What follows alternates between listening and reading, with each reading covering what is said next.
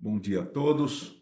São 6 horas da manhã e a gente vai dar início à reunião semanal do programa de capacitação complementar em ecoendoscopia e endoscopia da via biliar e pancreática.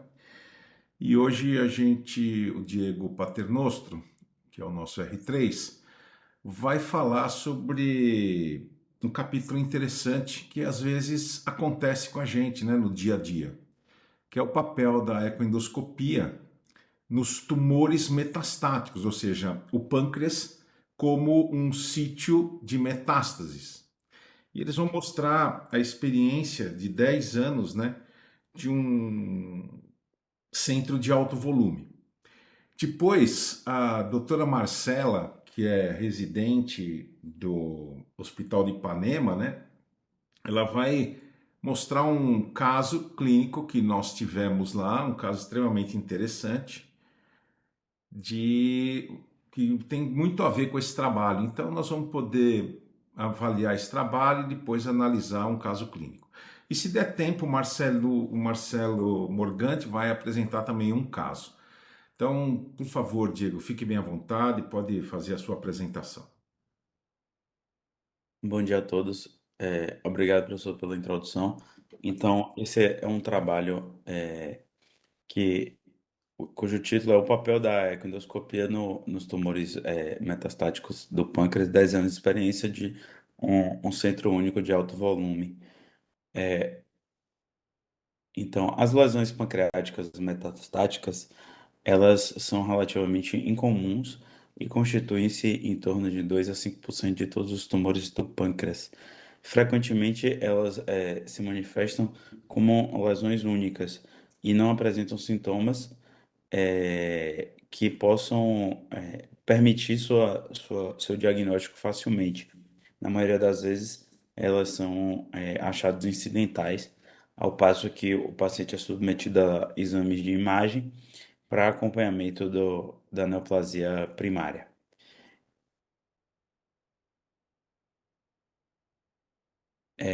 O, o pâncreas, ele é um potencial local de metástase de quase todos os tipos de tumores. E, porém, os indivíduos com passado ou que estejam no curso de uma neoplasia de rim, de pele, pulmão, colo ou mama, eles não devem ter a possibilidade de ter uma metástase no pâncreas negligenciada. E o prognóstico dessa condição vai ser influenciado pelo tipo, pelo sítio primário e pelas opções de tratamento, e pelas opções de tratamento que são disponíveis. As lesões metastáticas do pâncreas, elas vão se apresentar como sincrônicas ou metacrônicas. Então, sincrônicas quando ocorrem basicamente ao mesmo tempo do que o sítio primário e metacrônicas posteriormente. E, ocasionalmente, a metástase ela pode ser detectada antes até do que o sítio primário. Então, diante de uma massa sólida que envolve o pâncreas, os achados endossonográficos isoladamente, normalmente, ou seja, achado endossonográfico isoladamente, sem a punção, não permite a diferenciação entre tumor primário ou metastático, e por isso deve ser procedido o estudo com a punção, seja ela com aspiração ou biópsia, com agulha fina, seguido da análise citológica e imunistoquímica. E isso vai aumentar drasticamente a sensibilidade diagnóstica, chegando até 85% dos casos. Com relação à metodologia do estudo, os objetivos. O objetivo principal foi avaliar prospectivamente a eficácia da ecoendoscopia e da ecoendoscopia com punção no diagnóstico das lesões pancreáticas metastáticas em uma coorte selecionada de pacientes que apresentavam massas pancreáticas. E foi avaliada também a relevância dos achados específicos da ecoendoscopia no apoio diagnóstico inicial dessas lesões metastáticas, assim como a concordância com o diagnóstico citológico definitivo.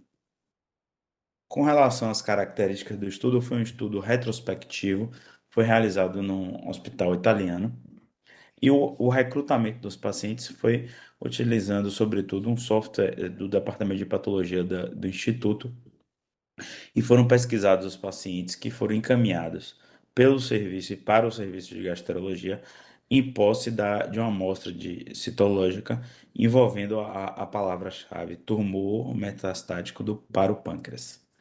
Os critérios de inclusão, então, foram todos os pacientes adultos e que tinham o diagnóstico de tumor secundário do pâncreas. E esses com achados citológicos e histológicos que eram consistentes com o diagnóstico de metástase para o pâncreas. E foram verificados tanto radiologicamente quanto através da ecoendoscopia.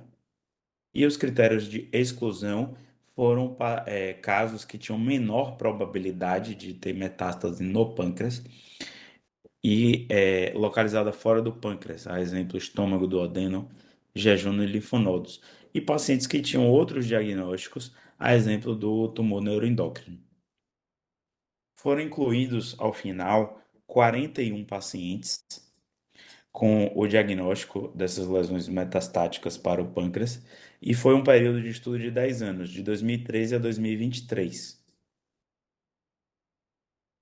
Entrando nos resultados, então, nesse período de tempo, foram realizados 1.161 procedimentos consecutivos de ecoendoscopia com punção. E, atendendo aqueles critérios, foram incluídos no estudo 41 pacientes. Isso deu uma incidência de lesões pancreáticas metastáticas de 3,53%. A maioria desses pacientes eram homens, 60%, e tinham uma média de idade em anos de 71 anos. O segmento desses pacientes, em média, foi feito por 24 meses. E após esse período de 24 meses, 60% dos pacientes foram a óbito. E do total desses pacientes, 21% necessidade de serem submetidos a procedimento cirúrgico. Essa é uma mesma tabela do estudo, a tabela 1 que eu desmembrei. Então, o tumor primário desses pacientes, a maioria eram tumores renais, 43%, seguindo com a mesma porcentagem tumores coloretais, de pulmão e linfonodo, ou linfoma, perdão, totalizando cada um deles 9,7%. E o, quando que o diagnóstico através da ecoendoscopia com punção foi possível? Então, de 18 pacientes com o câncer de rim, o diagnóstico foi possível através desse método em 13, e nos outros tipos de sítio primário, todos os diagnósticos foram feitos através desse método. E com relação a outros locais de metástase. Então, a grande maioria dos pacientes, além de apresentar metástase no pâncreas, apresentavam metástase em outros locais, então foram 73% dos pacientes, e os principais sítios foram fígado, pulmão, linfonodo e glândula adrenal. O tempo entre o diagnóstico do sítio primário e o diagnóstico da metástase foi em torno de 34 meses, e a grande maioria dos tumores, 65%, foram num tempo, assim, num momento que foram caracterizados como metacrônico. E 68%, ou seja, a grande maioria dos pacientes, não apresentavam nenhum sintoma relativo à metástase e foram, ou seja, foram achados incidentais. E na sequência, 19% apresentavam icterícia. Não houve nenhuma complicação pós o procedimento de ecoendoscopia nesses pacientes. E um número significativo de pacientes, 15 pacientes dos 41, ou seja, 35%, precisaram de ser submetido a um procedimento gastrointestinal adicional. Então, a grande maioria, que foi 12%, daquele todo de 41, precisaram ser submetido a uma nova punção. Então, com relação a uma tabela 2, a grande maioria das lesões, elas eram únicas, no pâncreas, então 63%. E o tamanho médio dessas lesões era em torno de 30 milímetros. O local, de acometimento no pâncreas que predominou foi na cabeça do pâncreas, em 24% dos casos. Continuando essa tabela 2, as características das lesões na imagem da ecoendoscopia. Então, a grande maioria eram de formato oval, 53%, tinham a absoluta maioria tinham uma hipoecogenicidade, 97% dos casos. E o padrão de ecogenicidade, na sua maioria, 58%, era homogêneo, e os bordos, os limites da lesão eram regular em 60% dos casos. E as lesões, a maioria, 41%, eram caracterizadas de forma hipervascularizadas ao Doppler. E 78% desses casos, desses 41 pacientes, foram realizados a elastografia. E na maioria dos casos, 58%, tinha uma rigidez, né? O órgão era rígido. Com relação a uma tabela 3, que é as técnicas que foram aplicadas para a obtenção das amostras. Então, a, na grande maioria é, foram agulhas de 25 gauges, 80% dos casos. Também foram usadas agulhas de 22 gauges. E foram, a absoluta maioria, o número de passes foram dois ou três, sendo que 41% dos casos, que foram o número maior, foram três passes. E a técnica de aspiração, a maioria, 78%, foi a técnica de slow pull e apenas 77% aplicaram sucção. 58% dos casos foi aplicada o Rose, né, a avaliação rápida no local, e apenas um caso, que corresponde a 2,4%, foi feita a avaliação macroscópica no local. Aqui nessa quarta tabela, a gente tem uma noção do segmento desses pacientes. Então, fazendo um comparativo da sobrevida do paciente que sobreviveu menos de um ano e que sobreviveu por mais de um ano.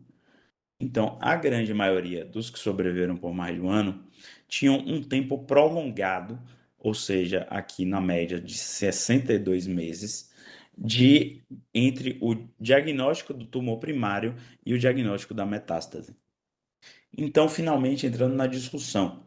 Então, esse foi um estudo que, até então, da data de sua publicação, tinha notícia de que poucos investigaram sistematicamente o tipo e frequência de metástase para o pâncreas em uma grande corte de pacientes de forma consecutiva, e com evidência instrumental de lesões pancreáticas suspeitas, ou seja, comprovação. Então, foi demonstrada uma incidência global dessas lesões pancreáticas metastáticas de 3,5%. E isso é comparável com aquela literatura presente até então. Essa tabela ele mostra um comparativo com os principais estudos semelhantes ao longo do tempo. Eu não vou especificar aqui ela, mas o que o autor tenta transmitir é que, com essas características de precisão e de análise do procedimento em si e dos resultados, apenas esse estudo que foi com maior volume e mais robusto.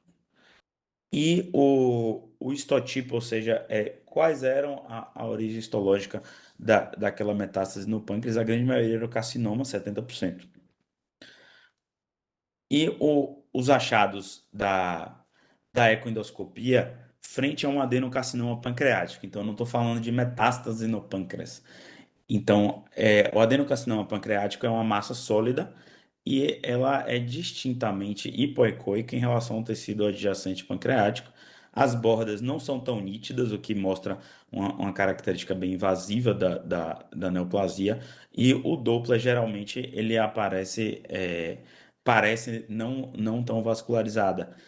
E a elastoendossonografia é uma lesão mais dura, enquanto que o pâncreas restante é normal. E as características ecoendoscópicas da lesão metastática.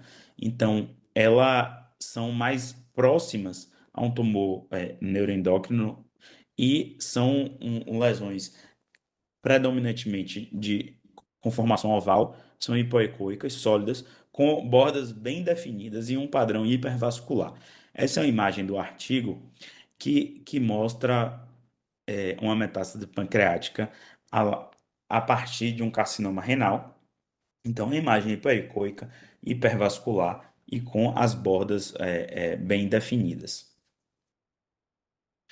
As limitações do estudo, então, foi um estudo retrospectivo que foi realizado em um único centro, apesar de ter sido num período grande de tempo, e que não houve um grupo de comparação. Incluiu apenas pacientes com um diagnóstico positivo de lesões pancreáticas metastáticas e não incluiu um grupo controle, e apenas alguns pacientes foram submetidos a procedimento cirúrgico. Dessa forma, o diagnóstico da metástase foi baseado apenas na citologia a partir da ecopunção em todos os casos. O estudo ele cita muito que foi a ecoendoscopia com FNA, agulha de FNA, apesar de que não foram todos os casos. E, como conclusão, tanto a ecoendoscopia como a ecoendoscopia com pulsão foram validados como ferramentas diagnósticas valiosas para a identificação dessas metástases para o pâncreas. E, embora os achados sejam muito promissores, são necessários mais estudos, sobretudo do ponto de vista de serem multicêntricos, para que venha a corroborar esses resultados e elucidar o valor preditivo de características específicas na ultrassonografia endoscópica e para que você possa determinar a origem metastática dessas lesões pancreáticas. Obrigado. Obrigado, Diego, por sua apresentação. Realmente, eu acho que esse é um capítulo importante, né, na pancreatologia, porque a gente tem uma ideia. Aliás, né, pouco se fala do sítio pancreático como um sítio metastático de outros tumores. E vocês puderam perceber que existem vários tumores que podem simplesmente, como metástase, se assestar na glândula pancreática. E uma coisa que é interessante é que essas características ecoendoscópicas são características muito peculiares, né? Então, realmente as lesões são ovaladas, as lesões são homogêneas, limites bem definidos, mas o mais importante, desculpe, o mais importante de tudo isso é simplesmente uma história pregressa de um tumor. Então, se você tem um paciente que vai fazer uma ecoendoscopia por algum nódulo no pâncreas e esse paciente já teve câncer de rim, câncer de cólon, câncer de fígado, câncer de pulmão, pense nisso. Pode pensar nisso e oriente o patologista a pensar desta forma. Por quê? Porque realmente é isso que pode acontecer, ou seja, esses tumores podem se assestar na glândula pancreática. Então, acho que esse trabalho é um trabalho extremamente interessante para que todos vocês tenham conhecimento de que se um paciente tem uma história de câncer por exemplo, de câncer renal e ele desenvolveu em um determinado momento, mesmo quando ele esteja curado, para vocês terem uma ideia. Nós já tivemos a oportunidade de ver pacientes com câncer de rim, que já estava no seu 35º ano após a sua cirurgia, praticamente curado, e foi fazer uma ecoendoscopia por nódulo linfático, por um nódulo não linfático, mas pancreático, e a gente identificou uma metástase claramente daquela lesão. Então, vocês devem realmente pensar nisso, isso é uma coisa importante. Então eu coloco agora a discussão para saber de vocês, né, que fazem ecoendoscopia, se vocês já tiveram a oportunidade de fazer esse tipo de diagnóstico, se não tiveram essa oportunidade, porque eu acho que esse é um ponto realmente importante nesse capítulo, né, dos tumores sólidos do pâncreas. A metástase é realmente uma coisa importante. Então eu queria ouvir o comentário de vocês a respeito disso. E depois vamos também conversar um pouquinho com o Filadélfio, né, sobre como é que é para ele, né? Como é que é realmente o manuseio, o manejo, né? Dessas biópsias que a gente faz, dessas lesões metastáticas. Então, fiquem bem à vontade para falar. Espero que hoje a gente tem aqui Humberto, né? Então, Humberto, se você quiser abrir, fique bem à vontade. A gente está sentindo saudade de você já aqui, né? Porque o Humberto só vive viajando, não sei nem se ele está ouvindo a gente. Bom dia, bom dia. A saudade é mútua, viu? Prazer voltar depois de um mês. Embora eu tenha visto pelo YouTube duas das reuniões aí. Beleza. Muito bom voltar. Então, acho que você já falou bastante coisa. Eu tenho um caso só, que era uma lesão grande, e o paciente tinha essa história de tumor renal, né? Como o trabalho mostrou. Eu tive a oportunidade de ler um outro trabalho, foi publicado em 2023, também de italiano, só que inclui cinco centros, e era um trabalho retrospectivo também. Em relação a esse trabalho que foi apresentado, o que me chamou a atenção é que eles colocam, se você for fazer a média, eles tiveram uma média de 10 lesões pancreáticas por mês, do total, independente do que fosse. Então, assim, desculpa, mas para falar que é um centro de grande volume, 10 lesões por mês, eu não acho que é muito, né? Para um grande centro. Estou criticando o trabalho, estou levantando. E eles fizeram, como foi mostrado, para o FNA, né? Aspiração. Esse outro trabalho que eu li é um trabalho de 5 centros italianos também, que eles tiveram, no final, 94 pacientes, e desses 94 pacientes, a acurácia do diagnóstico foi 97%, com FNB, de 22 Gauss. E aí a gente, né, Celso, começa a ver, a gente está começando a ver os trabalhos mostrando a agulha, não de aspiração, não de citologia, mas com a agulha de biópsia e a histologia. A gente está começando a ler os trabalhos em que os autores estão citando e estão fazendo trabalhos com a FNB. Já estão fazendo, né? Então, assim, aquilo que você falou desse outro trabalho que eu li, o tempo de latência, em 60% dos casos, foi de 5 anos. Então, a história, como você falou, é uma coisa importante. E dos 75 casos que foram metástases de carcinoma de células claras renais, 53%, isso é um dado que eu acho que é importante trazer desse trabalho, 53%, o pâncreas era o único sítio de metástase. Então, por exemplo, quando você pegar um paciente, se você achar que ele está com inúmeras metástases em vários órgãos, ou seja, em metade dos casos, era só o pâncreas que era o sítio de metástase. Então, assim, eu trouxe esses dados desse seu trabalho que corroboram com esse trabalho que foi mostrado, né? E a gente deve sempre pensar numa metástase. Mostrou aí que foi 3,5% das lesões, pode ser metástase, principalmente de tumores renais, né? Tumor de cólon também tá no número muito menor. Então, é basicamente isso, que a gente, que a gente não tem muito que acrescentar, é só ficar atento, realmente. E a única coisa que eu trago aqui é que esse outro trabalho fez FNB, né?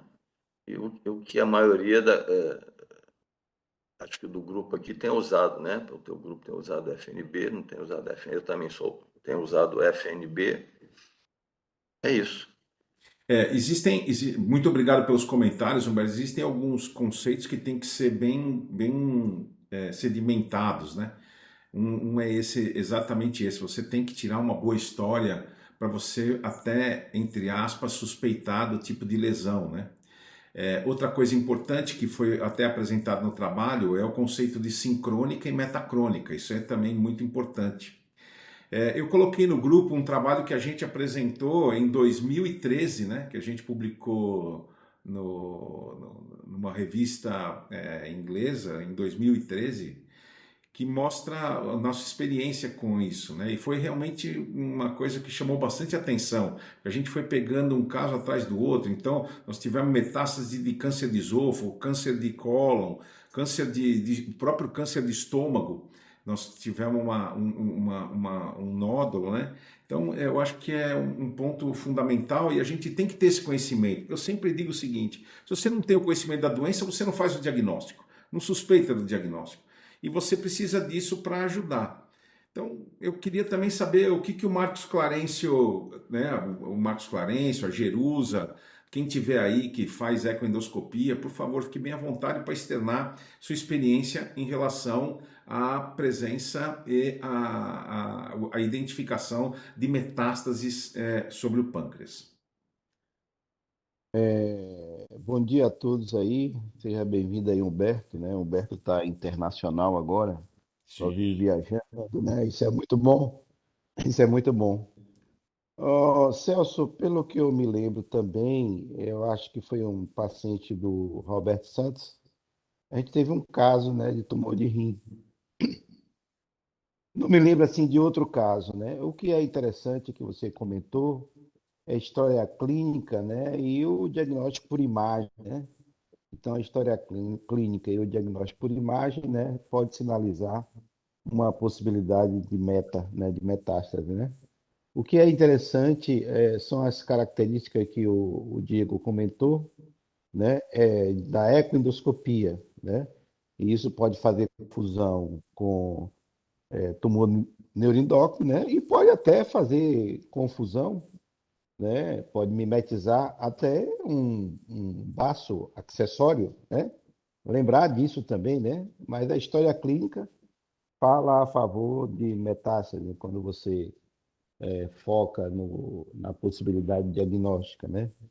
E o que é interessante também, e aí eu queria saber a opinião do Dr. Fila e do Sujano também, né? Porque dá pouca metástase para o pâncreas, né? A gente está junto do fígado aí, eminentemente uma transmissão hematogênica, linfática, né? Porque o pâncreas é foco infrequente de metástase, né? Uma coisa que a gente também lembra o que é que pode ser isso, né? Mas as características ecoendoscópicas e principalmente a punção, né? Mais uma vez a punção definindo é que realmente faz o diagnóstico e pode dar o prognóstico para esse paciente, né? Mas é muito infrequente nesses quase 10 anos de ecoendoscopia encontrar isso aí no dia a dia, né? E a notícia boa também é que ontem nós licitamos 60 agulhas, né, para o Robert Santos e estamos para começar novamente a endoscopia no Robert Santos. Parabéns, parabéns, Marcos. Jorge, você quer fazer algum comentário? Se a Jerusa também quiser fazer depois algum comentário sobre a sua estatística, a própria Nutiane que está aí, que é do Rio Grande do Sul, por favor, fiquem bem à vontade. Jorge? Bem-vindo, Humberto, de volta. Saudades de todos nós, né? Parabéns aí Paternoster, por mais uma apresentação bem clara, né, de um artigo.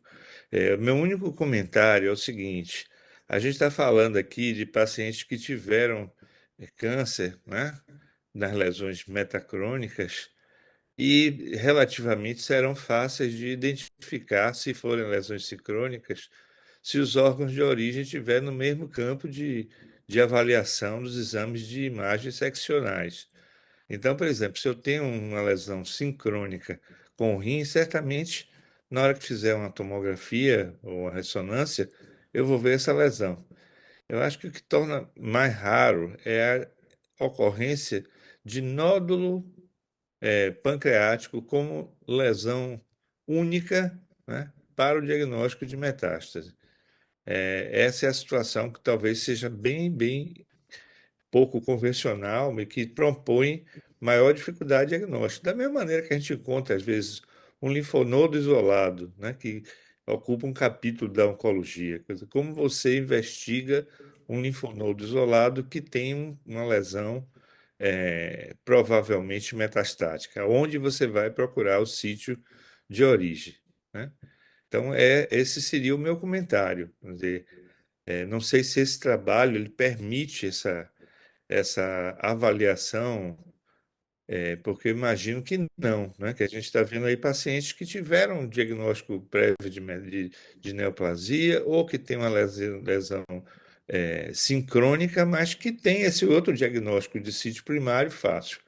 E aí a minha pergunta é também para o Filadelfo, se a gente encontra, por exemplo, um adenocarcinoma pouco diferenciado como um material dessa punção, como é que vai se chegar ao sítio primário nesses casos onde um nódulo único pancreático é o que nós temos como um problema diagnóstico? Então seriam esses meus comentários e eu espero aí o Fila também se manifestar. Obrigado. Acho que eu ainda posso aguardar outros comentários, né? Não, pode. Você responde daqui a pouquinho essa pergunta. Eu quero saber a Legal, Tatiane se legal. ela tem alguma experiência com isso, se ela teve algum caso, a própria Jerusa. Por favor, fiquem bem à vontade para falar. Bom dia. Bom dia, Tatiane. A minha experiência, assim, é que na maioria das vezes a lesão é única mesmo. Eu só vi várias lesões em tumor de rim. Tumor de rim eu já vi pegar o pâncreas em mais de uma lesão, assim, lesões sincrônicas. E ecograficamente eu acho que é muito difícil diferenciar quem termina dando o diagnóstico, acho que é o fila com a imunohistoquímica, talvez. Mas a gente vê casos assim bem raros, né? Eu nunca vi esôfago, mas mama, pulmão, melanoma, é só com a imunohistoquímica, com a histologia que a gente vai saber o que que é. Minha experiência, pelo menos. Perfeito. Jerusa, Bom dia, professor. bom dia. Na verdade, eu só queria chamar a atenção no começo, quando eu estava fazendo a ecoendoscopia, em que a ajuda do patologista é essencial, né? Porque até hoje, na verdade, mas quando a gente perde a história em algum fato, o paciente vem fazer eco ou se perde um pouco, o Fila já entrou em contato comigo e disse: Ô, Gê, essa paciente não teve câncer de mama alguma época da vida? Então, assim, o incrível é que realmente, quando o patologista ele ajuda, a gente corre atrás e não perde mais esses casos. Então, eu já tive um caso de mama, renal e um melanoma. Foi recente. Inclusive, ele também me chamou a atenção nesse melanoma, porque o paciente tinha um melanoma cerebral e teve um pancreático. E ele chamou a atenção realmente para isso e disse assim: essa tua punção veio meio enegrecida, né? E eu disse: foi. E eu disse: eu acho que tinha muita necrose, doutor Filho. Ele: não, isso aí é um melanoma. Eu disse: ó, a gente aprende toda hora. Então, assim, é sensacional. Então, foram esses casos que eu tive. Foram todas lesões únicas. E realmente a diferença era que a característica era uma lesão mais, vamos dizer, entre grosseiramente bonitinha, mais delimitada, mais anunciado o melanoma que era uma lesão mais feia, mas as outras duas eram uma lesão mais delimitada ecoendoscopicamente, mas a definição realmente, como o doutor Marco sempre fala, foi por punção mesmo, né? E é isso. Perfeito, muito obrigado. Marcos Vinícius, você quer fazer algum comentário sobre a sua experiência? Se alguém mais também tiver algum comentário, por favor, só levantar a mão e aí a gente já deixa falar. Marcos, fica à vontade aí, bom dia. Tá me ouvindo, Celso? Sim, Celso, quando eu peguei ontem o tema, eu fui dar uma olhadinha, dar uma revisão, eu achei 5 casos. Agora, interessante que a maioria é mama. 3 foram mamas, um colo e um renal. Nesses 20 anos aí de endoscopia, foram esses 5 que eu consegui achar. perfeito, perfeito. Fila, você quer comentar agora? Fica bem à vontade. Bom dia. Bom, olha, eu acho que vocês já falaram a coisa mais importante, que é o endoscopista ter a história clínica, né? E informar para o patologista. Parece mentira, mas esse é o ponto. Quer dizer, nós vamos voltar sempre bater na nossa tecla, né? Que é multidisciplinar essa história, né? Se um falhar, todos vão ter problemas e o paciente vai ter uma dificuldade para receber o diagnóstico. Então, a primeira coisa, sem dúvida, história clínica, né? Segundo lugar, eles são, de uma forma geral, regulares, porque eu entendo que seja predominantemente uma metástase hematogênica, né? Pois eu queria ouvir o Surjan falar sobre isso aí. Quer dizer, a drenagem deve ser, para esses tumores, na imensa maioria, para mim, hematogênica. E por quê, né? Vamos pegar os casos clássicos, né? Uma metástase de estômago para o fígado, uma metástase de colo para o fígado. Aquela metástase arredondada, com umbilicação central, isso é típico de uma metástase de origem hematogênica, tá? Nodular com umbilicação, isso é hematogênico, tá? Então, eu acho que primeiro é entender esse conceito, né? Eu acho que por isso que eu acho que é importante o Surjan falar dessa drenagem aí e como chega lá. Rim é um caso absolutamente particular. A característica do tumor renal é dar metástases para lugares inesperados, né? Mucosa nasal, é verdade. Mucosa nasal, mediastino. Agora, o pâncreas é o clássico, né? E de uma forma geral, não necessariamente única. Pulmão, eu tenho sempre uma questão. Como o pulmão dá muita metástase para adrenal, se vocês procurarem, a maior parte dos casos que eles falam de metástase pulmonar para o pâncreas é na cauda. Então, não necessariamente é para o pâncreas, né? Mas foi para adrenal e invadiu o pâncreas, né? Então, temos que ter isso em mente. Mama passa a ser comum e melanoma tanto para o pâncreas como para o reto peritônio. E no melanoma tem uma coisa interessante que é, eventualmente, o diagnóstico primário ser na metástase, porque é muito comum o melanoma ter uma regressão. Então, o paciente nem percebe que ele teve um melanoma na pele, porque regrediu. Foi uma pinta que sumiu, né? Pinta, entre aspas, por favor. Bom, então, eu acho que essas coisas são muito importantes. Falando sobre o tumor indiferenciado, que o Guedes perguntou, eu acho que, em primeiro lugar, é a morfologia. Você tem que quebrar a cabeça com a morfologia, fazer com que a morfologia te faça a indagar o endoscopista e o cirurgião, o clínico envolvido no caso, para depois realizar um painel imunistoquímico. Não ao contrário, não é você sair fazendo um painel imunistoquímico gigante sem um direcionamento da morfologia. por dois motivos. Primeiro, porque você vai falhar. Segundo, porque o material da ecoendoscopia precisa ser o máximo possível preservado, né? Você não pode sair fazendo painéis gigantes. E, finalmente, falar dos desastres, né? O paciente tinha tumor de células renais, a histologia era um tumor de células claras, deu uma imuno não muito clara, mas CK7 positivo, e tem um tipo de tumor cromófobo do rim que é CK7 positivo, e eu embarquei no carcinoma metastático de células renais, e o paciente tinha dois tumores. Tinha o renal e tinha um de células claras no pâncreas. Quer dizer, então, então, além de tudo, né, além da história, além da morfologia, além da imunistoquímica, a gente tem que pensar nessas armadilhas, né?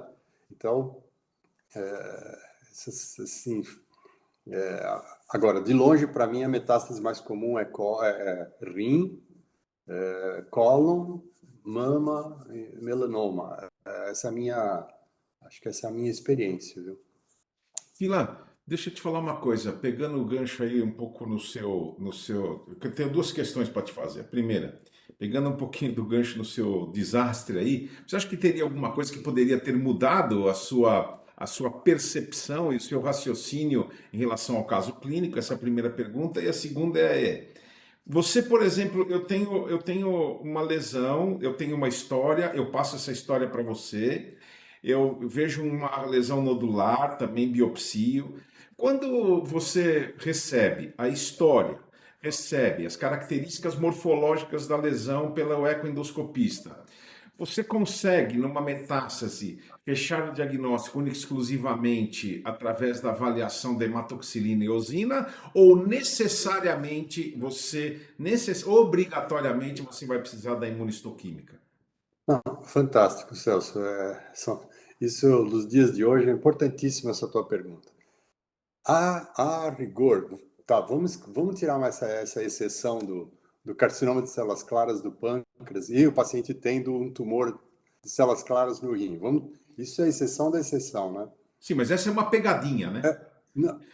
Oi? Essa é uma pegadinha, o que aconteceu. Não, então, Isso é uma isso. Então, pegadinha.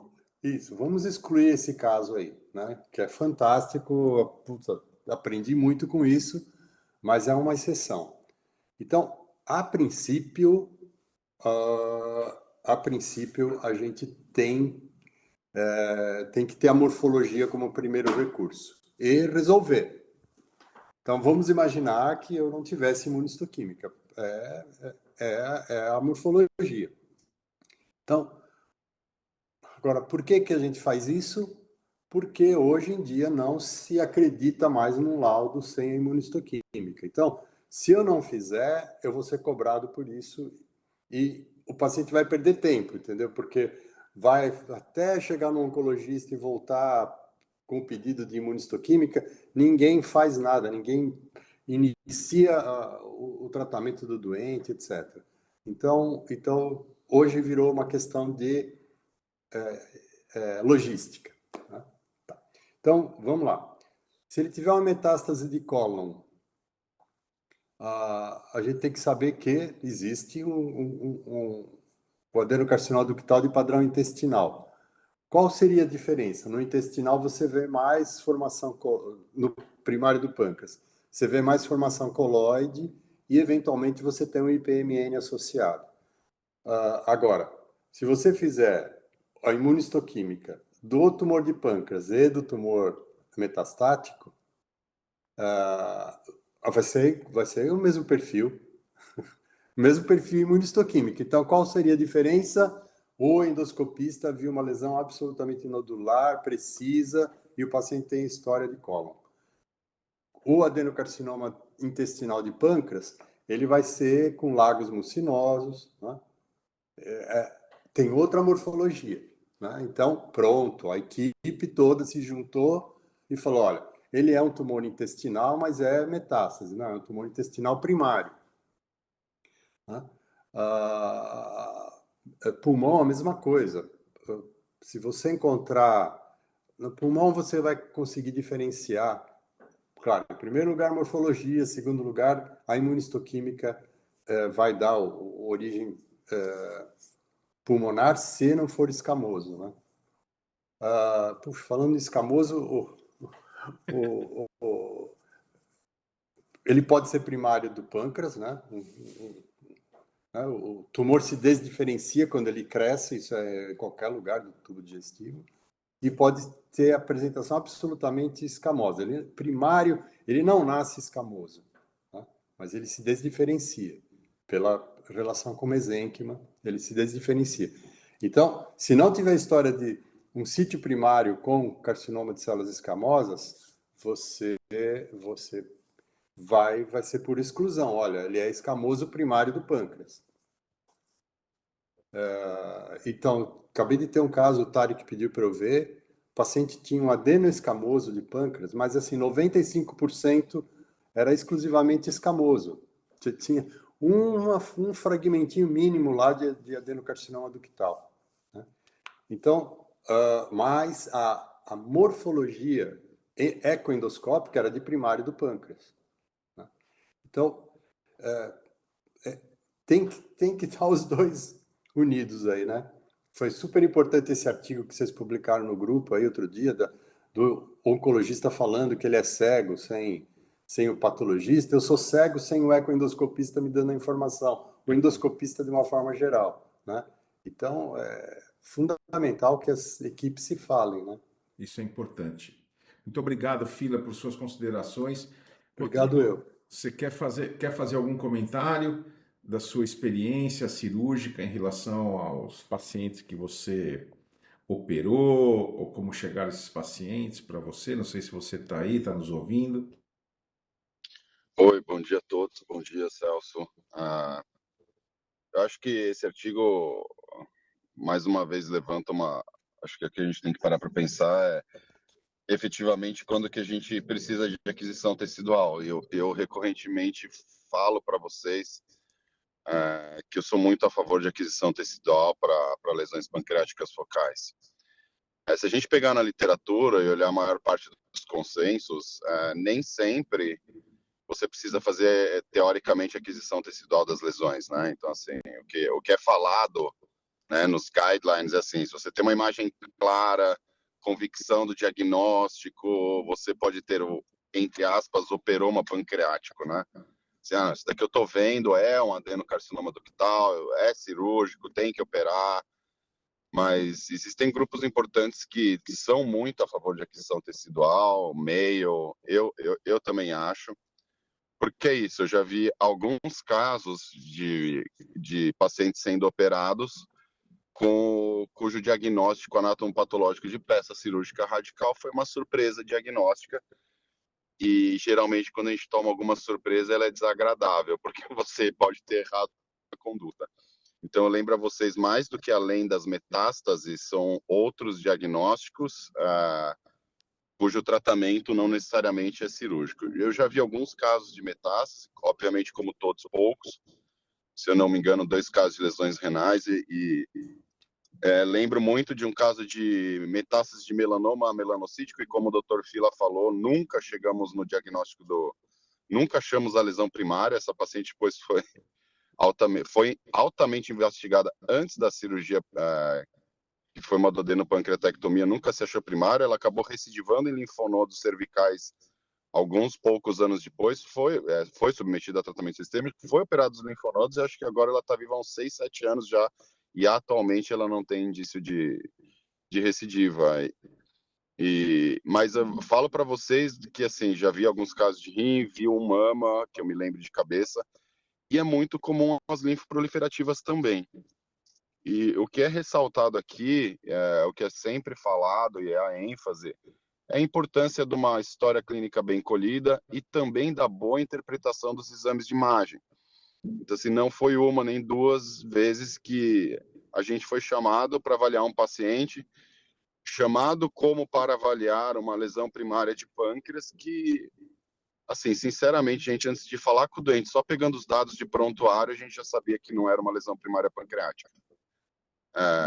sem antes conversar com o doente, tá? Só de ver as histórias clínicas colhidas anteriormente e olhar efetivamente, sentar e ver com calma um exame como uma ressonância ou algo assim, e obviamente foi necessária a aquisição tecidual, mas mais no sentido de, beleza, vamos partir para confirmação diagnóstica, né, e aquisição tecidual do que e uma surpresa diagnóstica na hora que a ecoendoscopia foi feita. Então, assim, o dado interessante seria saber, assim, ó, desses pacientes que foram submetidos a essas biópsias aí, que se chegou ao diagnóstico da metástase, quantos deles, na verdade, já se sabia, já se tinha uma ideia de que era metástase, e o diagnóstico histológico, na verdade, é para confirmação e orientação de tratamento e início de tratamento. Mas é isso, eu tenho um limiar muito baixo para indicar a aquisição tecidual através de ultrassonografia endoscópica com biópsia de massas pancreáticas focais. Eu realmente acredito que a gente tem que sempre pensar em fazer aquisição tecidual, porque ela pode mudar o tratamento do É que, paciente. Rodrigo, você é um grande cirurgião e, além de ser um grande cirurgião, é um cirurgião doutrinado pelos endoscopistas. Posso Então, falar, Dengue? Concordo um pouco, vocês são culpados, mas eu vou te falar que também pela vida, sabe? De ter visto alguns pacientes sendo operados sem necessidade, né? Eu já vi operar então, aneurisma de artéria esplênica, entendeu? Então, assim, o que a gente não pode esquecer nunca é que existe a medicina dos artigos e a medicina da prática clínica, né? exato, exato. E a estatística é muito cruel, né? Quando você pega um serviço de grande volume, um serviço universitário, ou o que quer que seja um sistema de saúde, e falar que 1% deu errado, tá ótimo, né? Mas quando 1% é uma pessoa, né, que é seu paciente, né, ele tá ali na tua frente, né? Você vê que não é tão pouco assim, né? Se eu não me engano, a casuística deles foi de quase 4% de metástases em lesões focais pancreáticas. Pô, não é tão pouco para você virar e simplesmente negligenciar a aquisição de amostras de tecido, né? Por isso que eu falei, quantos desses sequer se tinha suspeita de que era uma lesão metastática, né? É verdade. E que poderiam ter ido para a cirurgia numa condição que talvez nem fosse cirúrgica. Exato. Um último comentário, Marcos, a gente tem uma explicação muito simples para falar por que o fígado tem mais metástase que o pâncreas, né? É simplesmente boa parte do volume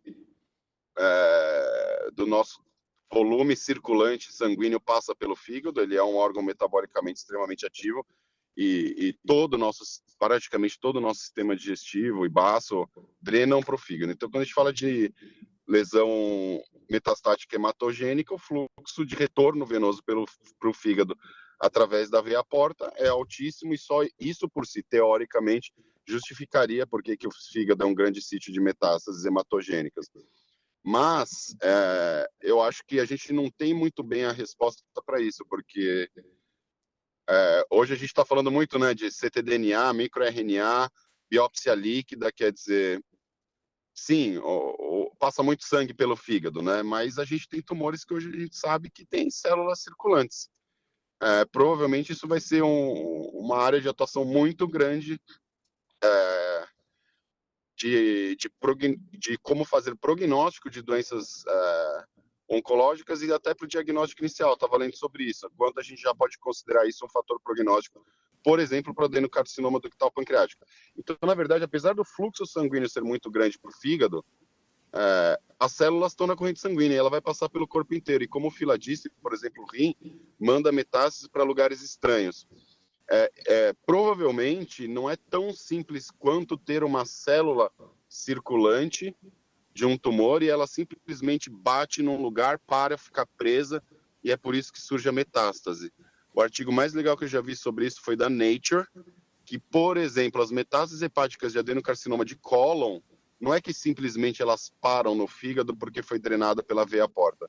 A primeira célula do nicho da metástase é uma célula que vem da medula óssea.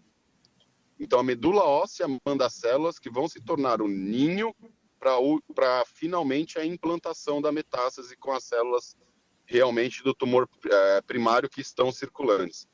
Dentro disso, o pâncreas é um órgão um pouco diferente do ponto de vista imunológico, né? Parte da nossa dificuldade do tratamento do adenocarcinoma de pâncreas talvez esteja no fato das lesões no pâncreas muitas vezes conseguirem se esconder um pouco nesse órgão do sistema imunológico. Então, assim, eu acho que tem muito mais por trás dessa escolha, entre aspas, das onde as células circulantes vão se instalar, do que simplesmente falar que passa mais sangue por aqui do que outro lugar, tá? Então, acho que assim, a gente ainda vai aprender muito em relação a isso, e acho que talvez tenha pouca metástase no pâncreas, porque realmente seja um órgão um pouco diferente a visualização dele pelo sistema imunológico do que, por exemplo, o fígado ou outros tecidos. Perfeito. Humberto, quer fazer um comentário? Pode ficar à vontade e depois a gente vai passar para o caso clínico. Bom, queria fazer um comentário rápido. Primeiro, retribuir a saudade para os baianos aí, para o Marcos e para o Jorge Guedes, né? E dentro do que foi falado até agora, e principalmente que o Surjan, que é o nosso clínico da reunião, né? Surjan e o Filadélfia são os clínicos das nossas reuniões, né? Nesse trabalho aí, foram 12% de repunção, ou seja, da insistência, mesmo com FNA, que foi a maioria dos casos, a insistência na aquisição tecidual, na aquisição de células para citologia para fazer o diagnóstico. Então, corroborando que tudo foi feito aqui, né? Tudo foi falado, principalmente que o Surjan falou da necessidade antes de colocar o paciente na mesa cirúrgica, porque em 50% desses casos a lesão é única.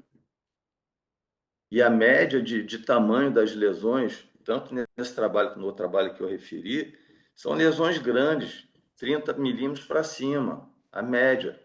Então, assim, será que os urologistas, oncologistas, melhor dizendo, eu não sei, né, qual é o guideline que eles fazem, né, em termos de rever esses pacientes, que a maioria foi 5 anos de latência. Será que eles fazem uma revisão sistemática desses pacientes com imagem? Porque é só com imagem que você vai detectar. Então, essa é uma pergunta que eu não sei responder, mas que fiquei curioso, já que a gente fala tanto em follow-up, né, dos nossos casos de pâncreas, se existe se alguém souber, se existe algum padrão de follow-up. Então, assim, a aquisição de material é super importante. Então, 12% nesse trabalho apresentado aí pelo Diego foi necessária a repunção, né? Que eu acho um número elevado, né? E as lesões são grandes mesmo, né? As lesões são grandes, então, custam com um paciente assintomático. A quantidade, a distribuição no órgão, cabeça, corpo e cauda, é uniforme, é igual. Perfeito. Não muda. Ou seja, a icterícia, né, é um percentual pequeno de pacientes que vão apresentar icterícia. Então, esse tumor está lá já há algum tempo, essa metade já está há algum tempo, né, até fazer o diagnóstico, geralmente está avançado. Perfeito. Então, acho que é mais um caso de follow-up mesmo. O Marcos quer fazer um comentário rapidinho aí, Marcos, que a gente vai passar para o caso. Meio minuto, principalmente para o pessoal mais jovem. Quando for retirar tecido, se tem dúvida se pede ou não imunistoquímica, sempre peça. Se você manda para um patologista, ele vai dizer, não precisa, tem material pouco, sempre peça. E também, Surjan, diga para a maioria dos cirurgiões que tem um diagnóstico de nódulo de fígado ou de pâncreas, né? Pergunte a ele, é linfoma? É pancreatite autoimune? É baço acessório? É uma pancreatite crônica que tem algo que não é câncer? Sempre pergunte a ele isso, para ele não errar. Isso é para os jovens. Isso, exatamente.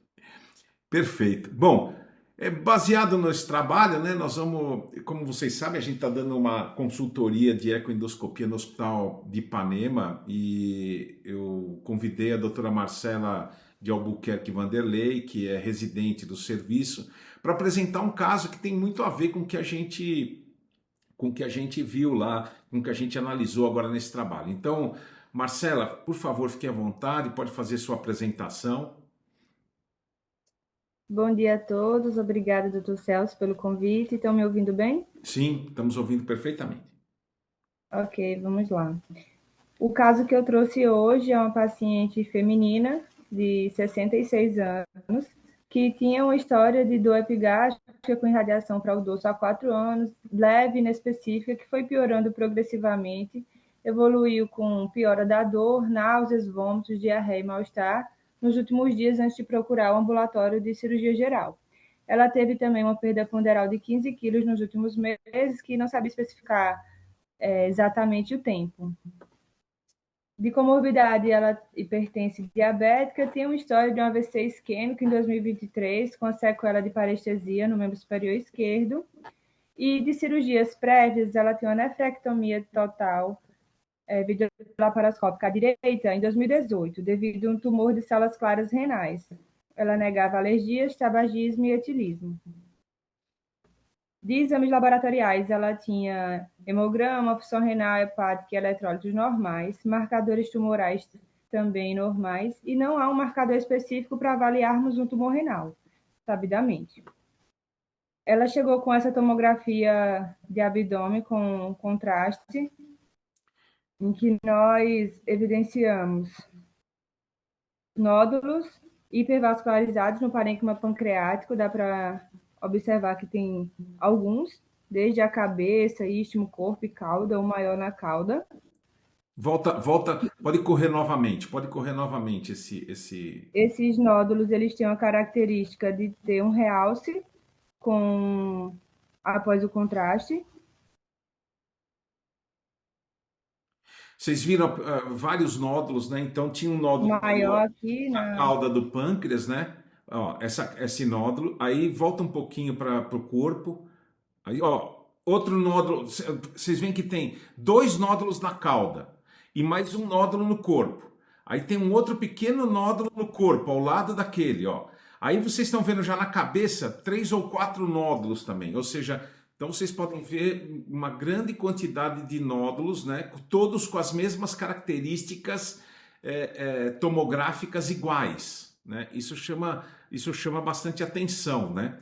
Então, esse quadro é um quadro radiológico que fala a favor de metástase, né? Então, pode passar a outra tomo para que eles vejam, acho que tem 2 tomos. Foi sugestivo, né, de implantes secundários. E eu botei a tomo na fase portal para evidenciarmos mais uma característica... Vai parando, Marcela, vai parando aí. Olha aí.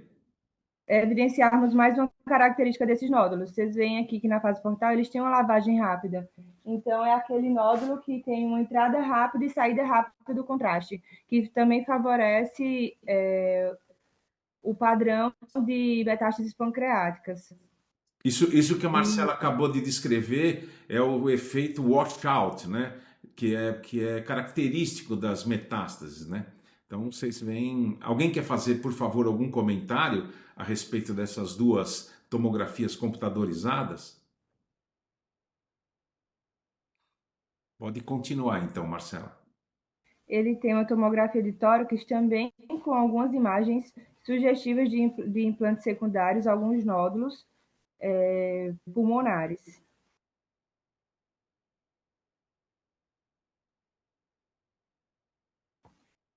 Essa paciente, a gente solicitou uma colangiopancreatografia por ressonância magnética, em que o hepato colérico estava normal, sem falha de enchimento no interior, medindo 0,3 de diâmetro, uma vesícula biliar normodistendida, com espessamento parietal focal na região fúndica e diminutas imagens císticas de permeia. Curioso, era sugestivo de adenomiomatose. Essa paciente chegou encaminhada, primeiramente, com ultrassom de abdômen e como se estivesse justificando as dores dela por conta dessa adenomiomatose na vesícula biliar, um ultrassom simples de abdômen.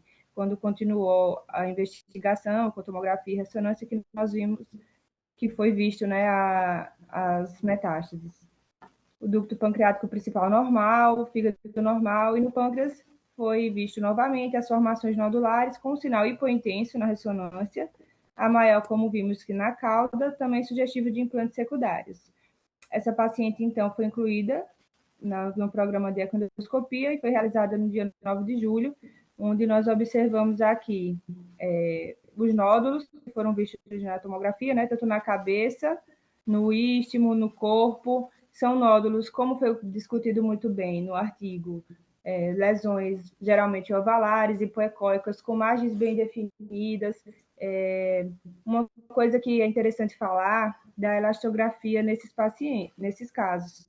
A elastografia, ela tem na literatura, ela tem um padrão variável. Esses tumores, eles têm a tendência de ter uma características mais rígida, que estaria apresentada na cor azul, mas a literatura mostra que é muito variável e alguns casos podem se apresentar também com um tecido mais macio, ou seja, o verde.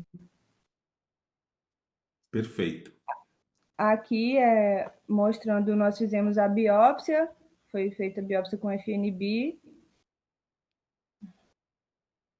Eu só, para quem faz a ecoendoscopia, eu quero que vocês prestem atenção que essa agulha que a gente usou é aquela agulha Instafan, né? Que é uma agulha nova que a gente está testando, né? Então é uma agulha que ela tem uma agulha central de FNB e 4 agulhas periféricas de FNA. Então pode deixar correr esse. Ih, saiu. Travou minha tela, vou botar novamente. Coloca novamente. Tem que clicar uma vez de cada um de cada vez. Só um minuto.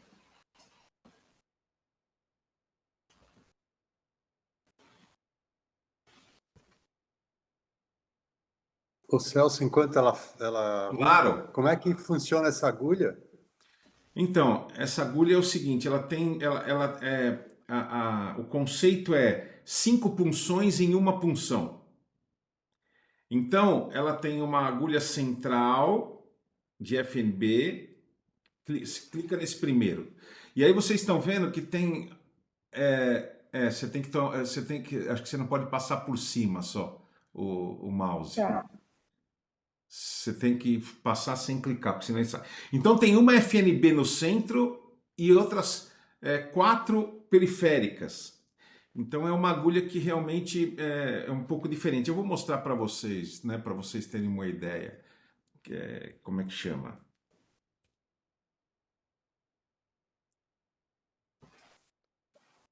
Conseguiu? Mas o material obtido vai todo para o formol, né, Celso? Não, todo o material vai para o formol. Não é? Todo. Eu tô achando... Tudo bem. Eu acho que acaba coletando mais material, mas é importante a gente entender mesmo como funciona, não é? Eu acho que ela está com dificuldade para pôr o coisa. Vamos ver aqui.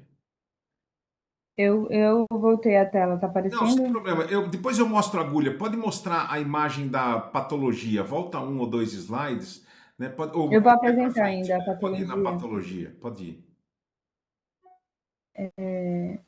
Tá. E diante da... Desculpe aí a intercorrência. Sem problema, pode ir. Diante do caso, nós questionamos, né, quais os possíveis diagnósticos, como foi bem discutido hoje aqui, e o Fila falou muito bem, diante de um caso que nós temos massas pancreáticas e tem uma história, sabidamente, de algum tumor, nós temos que ficar em alerta e pensar que seja uma doença metastática. A patologia evidenciou um carcinoma de células claras, metastático. A gente observa, né, umas células com um citoplasma amplo, um núcleo mais eosinofílico. O Fila pode falar melhor, né, nesse slide. Quer fazer algum comentário? Foi ele que analisou esse material. Não, então, é bem característico. Então, o núcleo fica central nesse citoplasma claro, não é? O que a gente está vendo bem à direita, né? E tem geralmente um baixo grau histológico, né? Que é essa nova classificação ISUP1, né? Então, a gente está falando de um tumor muito bem diferenciado. Você vê, ele é baixo grau histológico, mas você vê a quantidade de metástase, quer dizer, não significa que ele não vai metastatizar, primeiro.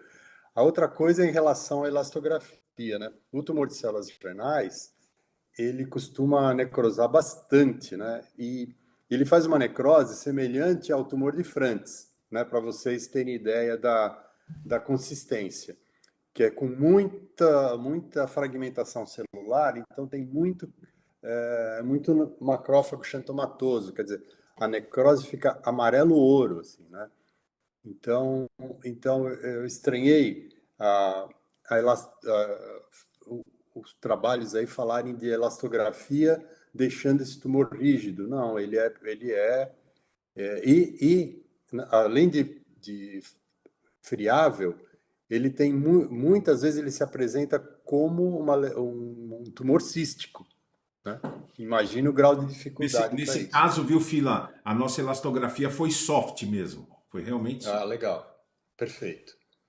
Tá, bom, e aí, quer dizer, então vamos lá, respondendo ao Guedes e ao Marcos, olha, se eu estivesse num local sem imunistoquímica, está feito o diagnóstico, tá certo? Carcinoma de células renais metastático. Não precisaria da imuno. E assim, vamos falar uma coisa importante, hein? A imuno só funciona se você tiver material. Então não adianta, se a biópsia não surpreender nada, né? Olha, não tenho nada, não tenho material, o tumor não foi representado, não adianta fazer imuno, né? A imuno não tem esse poder mágico, né? Tá? Ela precisa um substrato morfológico preciso, né? Vamos lá.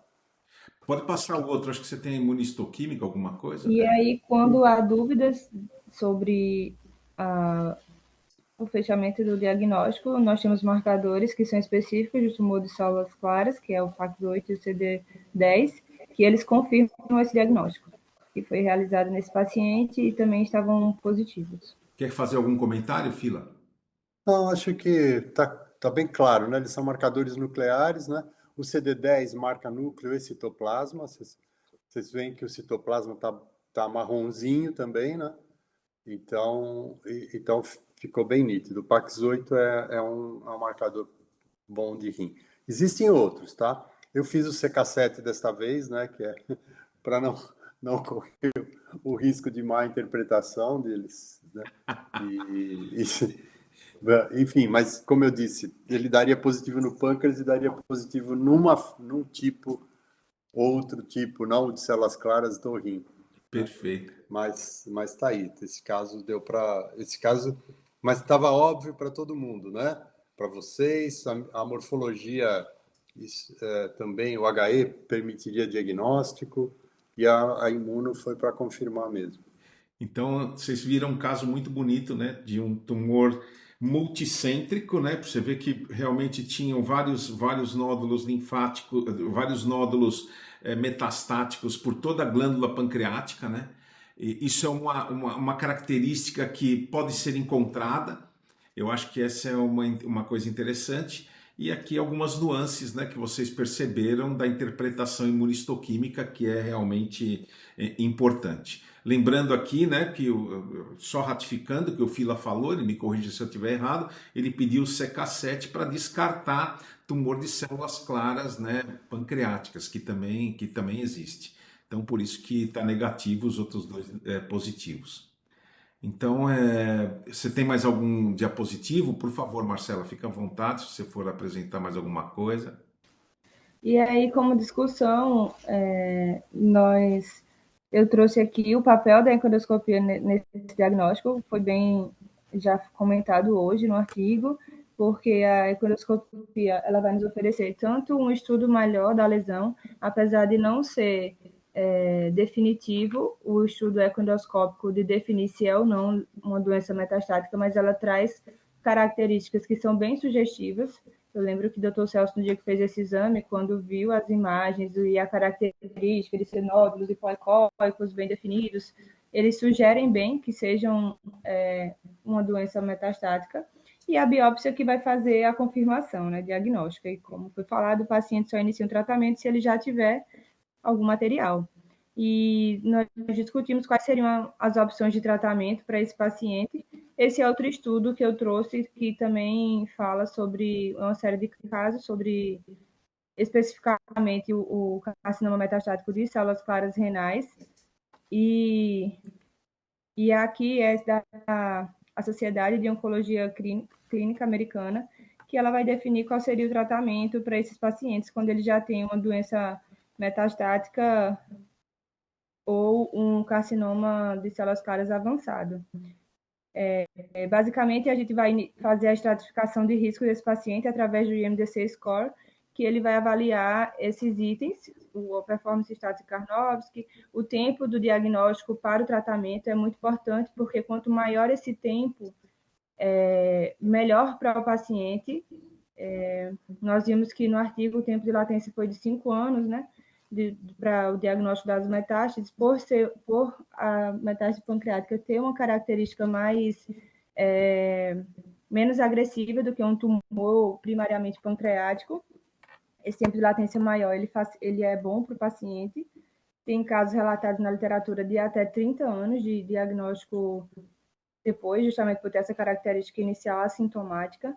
A hemoglobina no limite, menor que o limite inferior, neutrófilo, plaquetas e o cálcio sérico corrigido, maior que o limite superior. E aí ele vai estratificar o paciente que tem um IMDC favorável, que é quando ele não tem nenhum desses critérios, um IMDC intermediário quando ele tem entre 1 e 2, e o IMDC ruim quando ele tem 3 ou mais. E de opção terapêutica, nós teríamos uma conduta cirúrgica, uma terapia ablativa, a terapia-alvo, que é o que está muito difundido hoje em dia nesses pacientes, principalmente quando ele já tem um IMDC intermediário ou ruim. A conduta cirúrgica é sempre relevante, principalmente nos casos sincrônicos e oligometastáticos, quando nós podemos fazer, além da ressecção do tumor primário, fazer a metastasectomia, porque isso vai diminuir fazer uma citorredução, né? E tirar o tumor primário e a maior quantidade de tumor vai auxiliar no tratamento seguinte, tanto com terapia-alvo. Eu trouxe aqui esse fluxograma, que ele, só para título de curiosidade mesmo, o Dr. Celso comentou para colocar, para termos em mente como encaminhar esse paciente, né? A gente discutiu sobre follow-up, e aí o paciente que tem um diagnóstico de metástase do carcinoma de células claras, ele precisa de tratamento, porque tem uma tendência atual de fazer um acompanhamento ativo desse paciente. Os pacientes que eles até têm uma metástase e o paciente não tem sintomas, você pode até acompanhar esse paciente para começar uma terapia-alvo, por exemplo, quando ele tiver sintomas. Se ele for candidato à cirurgia, você vai fazer uma cirurgia de citorredução. Em alguns casos, você já pode fazer também, como eu falei, a metastasectomia. Tem muitos casos, a experiência de alguns dos ecoendoscopistas de hoje falaram que muitas vezes essa metástase pancreática era única, então a cirurgia ela é indicada nesses casos de fazer a metastasectomia. E a estratificação de risco que eu falei anteriormente. A primeira linha de tratamento para os casos com risco intermediário seria fazer uma combinação com os inibidores de checkpoint, esse imipilimumab e nivolumab, ou você fazer o inibidor de checkpoint com o inibidor de tirosina quinase do fator de crescimento tumoral. E aí, o paciente que tem doença com risco favorável ou que ele requer uma terapia sistêmica, você pode tanto usar a imunoterapia ou a combinação com o inibidor de tirosina quinase. E os pacientes... Não, pode ir, Marcelo. E os pacientes que têm uma doença de risco favorável, mas ele tem alguma outra comorbidade que impede esse tratamento combinado, você vai usar a monoterapia. Perfeito. Nesse caso, né, eu acho que esse é um caso interessante, que realmente está indicado a terapia-alvo, como vocês puderam ver. Esse é um trabalho que ela levantou, mostrou para vocês. Mas vocês perceberam que ela falou sobre 3 tipos de terapia: terapia cirúrgica, terapia ablativa e terapia-alvo. Por exemplo, esse caso em especial, eu até hoje, né, porque ela colocou aquela... Eu não sabia que na tomografia tinham metástases secundárias, né, provavelmente metástases secundárias no pulmão. Entretanto, eu estava pensando nessa paciente em especial, além da terapia-alvo, eu faria, por exemplo, nessa paciente uma terapia ablativa com radiofrequência ecoguiada. Por quê? Porque realmente é extremamente interessante a presença de múltiplas lesões e essas lesões serem totalmente factíveis, né, de serem abordadas por essa terapia. Então, acho que valeria a pena, viu, depois, Marcela, discutir com o pessoal da urologia para saber se eles teriam interesse da gente fazer esse tipo de terapia, porque eu acho que a gente pode usar tanto a terapia-alvo, como foi aí explicada, como também a terapia ablativa nessa paciente. Então, acho que essa é uma possibilidade. Oi?